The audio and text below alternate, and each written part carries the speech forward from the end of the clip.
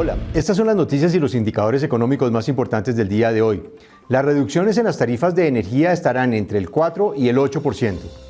Tras el anuncio del Ministerio de Minas y Energía y la Comisión de Regulación de Energía y Gas de un paquete de medidas con el fin de contribuir a bajar las tarifas de energía eléctrica hacia finales de este año, hoy la ministra Irene Vélez anunció que esa reducción en los precios sería de entre 4 y 8%.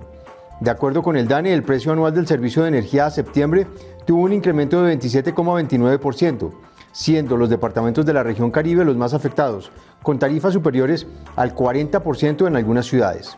El paquete de medidas regulatorias cobija a todos los actores de la cadena de la energía eléctrica, generadores, transmisores, distribuidores y comercializadores, e incluye un alivio a las cuentas por pagar de los comercializadores y la opción de renegociar los contratos bilaterales de energía. También se contemplan medidas para lograr una optimización de la operación de las termoeléctricas y crear un indexador específico para el sector eléctrico que tenga un impacto menor en el incremento de las tarifas de energía y así reducir la presión sobre la fórmula tarifaria. Revive propuesta de salario mínimo regional. Un grupo de investigadores del Banco de la República que ha venido haciendo seguimiento al impacto del aumento del salario mínimo en la economía retomó una propuesta que se ha puesto sobre la mesa en varias oportunidades: tener un salario mínimo por regiones, dependiendo de la productividad y la informalidad laboral en cada una de ellas. El país se dividiría en 4 regiones y la política se implementaría durante 5 años. El primer grupo lo conformarían Bogotá, Manizales y Medellín, las ciudades con las tasas de informalidad laboral más bajas. Los trabajadores de estas zonas se beneficiarían del aumento pleno del mínimo, que debe ser igual a la meta de inflación de largo plazo, 3%, hasta que el salario de las ciudades de mayor productividad laboral sea equivalente al 50% del salario mediano, como en el promedio de los países de la OCDE. Para las ciudades del Grupo 2, Barranquilla, Bucaramanga, Cali, Cartagena, Pereira, Popayán y Tunja, el ajuste salarial sería del 75%, mientras que para las ciudades del Grupo 3, Armenia, Ibagué, Neiva, Pasto y Villavicencio, sería del 50%. El cuarto grupo, que lo conformarían Cúcuta, Florencia, Montería, Quibdó, Riohacha, Santa Marta, Sincelejo y Valledupar, tendría un ajuste salarial del 30%. A partir del 6º año, el ajuste sería pleno y homogéneo para los 4 grupos, 3% anual, la meta de inflación de largo plazo. Profundo hueco le dejaría la reforma tributaria a Ecopetrol. ¿De cuánto sería?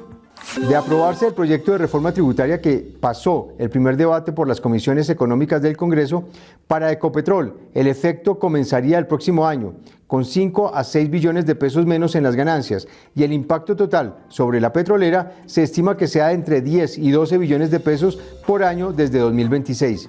En una carta enviada a los presidentes del Senado y la Cámara, la petrolera dijo que, si bien están de acuerdo con el pago de impuestos que propone la reforma tributaria, estos sí afectarían la producción de unos 100.000 barriles de petróleo al año.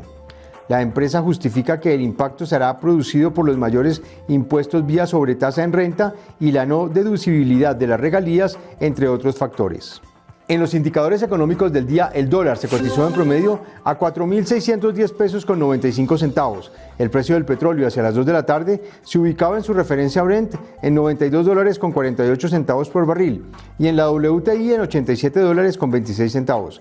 En la Bolsa de Valores de Colombia, las acciones que sobresalieron en la jornada de hoy fueron las de la constructora El Cóndor y las preferenciales de Grupo Argos, con un incremento de 8,33% y 6,23% respectivamente.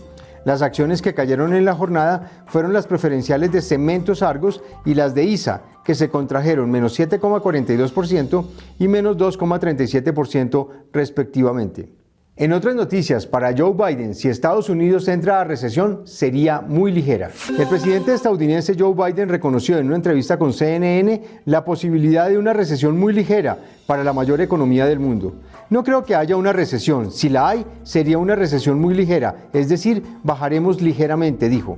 De acuerdo con las estimaciones del Fondo Monetario Internacional, la economía de Estados Unidos crecería solo 1,6% en el 2022, 7 décimas menos frente a la previsión de julio pasado de 2,3%. 2023 podría ser más difícil todavía, con un 1% de crecimiento según el pronóstico del Fondo Monetario. Estas fueron las noticias y los indicadores económicos más importantes del día de hoy. Nos encontramos de nuevo mañana.